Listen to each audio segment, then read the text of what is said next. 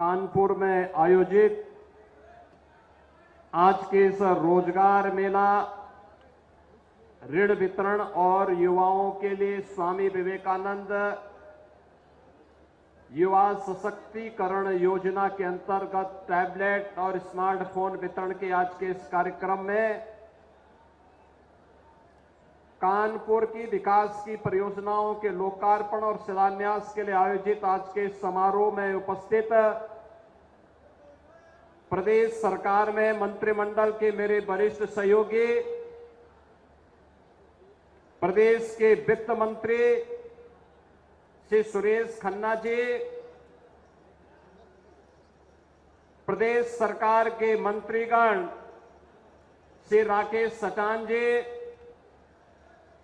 श्री नितिन अग्रवाल जी, श्रीमती प्रतिभा शुक्ला जी, श्री अजीत पाल जी,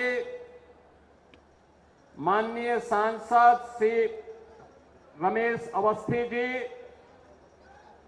माननीय सांसद देवेंद्र सिंह भोले जी, भारतीय जनता पार्टी के क्षेत्रीय अध्यक्ष श्री प्रकाश पाल जी,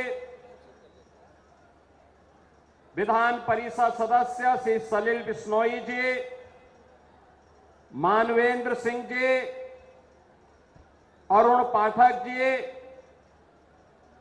भारतीय जनता पार्टी के जिला के अध्यक्ष श्री दीपू पांडे जी, शिवराम सिंह जी, दिनेश सिंह कुशवाहा जी,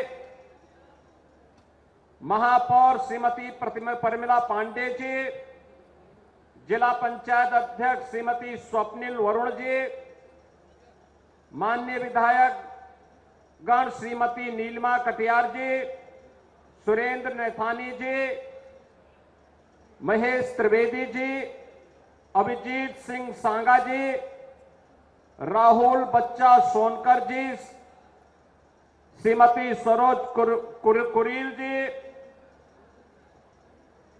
अविनाश सिंह चौहान जी, मंच पर उपस्थित श्री रघुनंदन भदौरिया जी, सुरेश अवस्थी जी, भारतीय जनता पार्टी और सहयोगी दलों के हमारे सभी पदाधिकारीगण, कानपुर के मेरे सभी युवा साथियों और उपस्थित बहन और भाइयों, आज मुझे एक बार फिर से कानपुर के जनता जनार्दन के प्रति कृतज्ञता ज्ञापित करने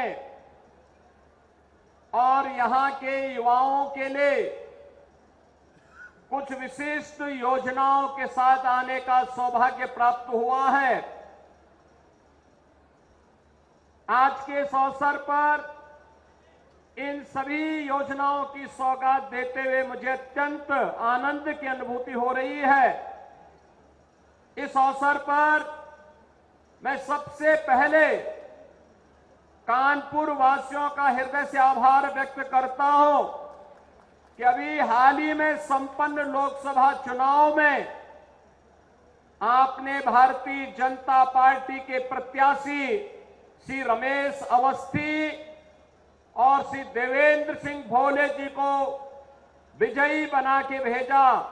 इसके लिए आपके प्रति, कानपुर वासियों के प्रति हृदय से आभार व्यक्त करते हुए बदले में 745 करोड़ की योजनाओं की सौगात हम लोग कानपुर वासियों को दे रहे हैं। इसकी भी मैं हृदय से बधाई देता हूं।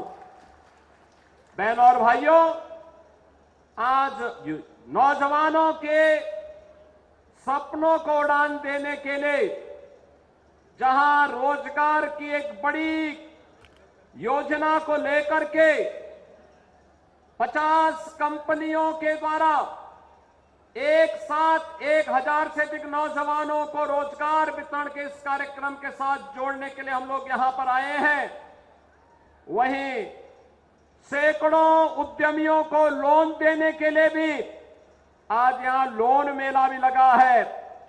तो लगभग 8000 युवाओं को युवा सशक्तिकरण योजना के अंतर्गत टैबलेट और स्मार्टफोन का वितरण भी हुआ है। इस अवसर पर इन सभी युवाओं के लिए, इन सभी रोजगार प्राप्त करने वाले युवाओं के लिए, लोन प्राप्त करने वाले उद्यमियों को भी मैं हृदय से बधाई देता हूं, अपनी शुभकामनाएं देता हूं। बहनों और भाइयों, आपने डबल इंजन की सरकार उत्तर प्रदेश के अंदर देखी है। सरकार ने सुरक्षा का, सुशासन का और विकास का एक मॉडल दिया है, और ये मॉडल इस रूप में दिया है जिससे आपका वर्तमान भी उज्जवल हो और भविष्य की एक नई अभिलाषा के साथ, आकांक्षा के साथ आप आगे बढ़ सके। और इस विश्वास के साथ आज डबल इंजन की सरकार प्रदेश के अंदर कार्य कर रही है। आपने 2017 के पहले के उत्तर प्रदेश को भी देखा है। 2017 के पहले उत्तर प्रदेश अपनी पहचान के लिए मोहताज था। अराजकता चरम पर थी, गुंडागिर्दी उत्तर प्रदेश की पहचान बन चुकी थी। हर पर्व और त्योहार के पहले दंगे होते थे, बेटी और व्यापारी दोनों सुरक्षित नहीं थी। प्रदेश के अंदर कोई आना नहीं चाहता था, और जो नौजवान उत्तर प्रदेश के बाहर जाता था उसके सामने स्वयं पहचान का संकट खड़ा हुआ था। इन विपरीत परिस्थितियों में यहां की पीड़ा को समझा दुनिया के सबसे लोकप्रिय राजनेता प्रधानमंत्री मोदी जी ने, और 2017 में मोदी जी के आह्वान पर प्रदेशवासियों ने प्रदेश में भारतीय जनता पार्टी को जनादेश दिया। आज परिणाम आप देख रहे होंगे। 7.5 वर्ष में कोई प्रदेश एक लंबी दूरी तय कर ले, आज आपके सामने यह दृश्य है। बहन और भाइयों, आज विकास का क्या मॉडल होना चाहिए यह उत्तर प्रदेश तय करता है। आज सुशासन का मॉडल क्या होना चाहिए उत्तर प्रदेश तय करता है। कानून व्यवस्था कैसे होनी चाहिए आज ये उत्तर प्रदेश तय करता है। लेकिन इससे पहले के दृश्य क्या थे? बहनों और भाइयों, मैं भी आ रहा था, कार्यक्रम स्थल पर आ रहा था, और जैसे ही मैंने वित्त मंत्री से पूछा, हम दोनों एक ही गाड़ी में थे, मैंने कहा खन्ना जी आपने इस इमारत को देखा है, क्या है? खन्ना जी ने कहा हां, यही लाल इमली है। बहनों और भाइयों, कानपुर की लाल इमली जो कानपुर की पहचान बन चुकी थी, क्यों बंद हो गई? एक कांग्रेस के बेईमानी और भ्रष्टाचार का एक स्मारक बन चुका है। जहां यहां के नौजवानों को नौकरी और रोजगार मिलना चाहिए था, हजारों लोगों के परिवारों का पेट पलता, आज वो इनके भ्रष्टाचार का एक स्मारक बन करके चिढ़ा रहा है। लेकिन हमारी सरकार ने तय किया है, लाल इमली का पुनरुद्धार करने के एक बड़े पैकेज के साथ हमारी सरकार आगे बढ़ने जा रही है। सिख यूनिट को पूरी लैंड और पुनरुद्धार के एक व्यापक पैकेज का कार्य हमारी सरकार ने आगे बढ़ाया है, और यही कहने के लिए आज मैं आपके पास आया हूं। बहनों और भाइयों, इस समाजवादी पार्टी, आप इनके कारनामों से तो परिचित हैं। इतिहास की पुनरावृत्ति ये लोग कर रहे हैं। गुंडागिर्दी इनकी पहचान थी, अराजकता इनकी पहचान थी, बेटी और व्यापारी पर सुरक्षा पर खतरा पैदा करना इनकी पहचान थी। इनके समय में क्या क्या नहीं होता था कौन नहीं जानता है, और यहां पर इनका दिखाने वाला चेहरा एक है और अंदर कुछ और है। यह दृश्य देखना है तो सीसा मऊ की जनता को उपचुनाव का सामना करना पड़ रहा है, इसलिए क्योंकि गरीब की संपत्ति पर कैसे कब्जा किया जाता है, कैसे दंगे भड़काए जाते हैं।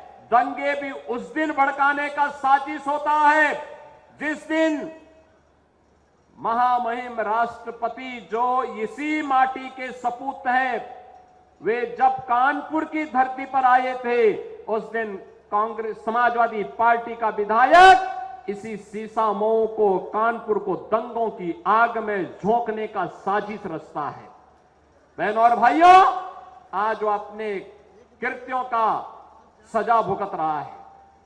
लेकिन मैं आपसे कहने के लिए आया हूं, आपने जनादेश 5 वर्ष का दिया था, लेकिन आपको उपचुनाव का सामना करना पड़ रहा है। यहां का विकास बाधित हुआ है। समाजवादी पार्टी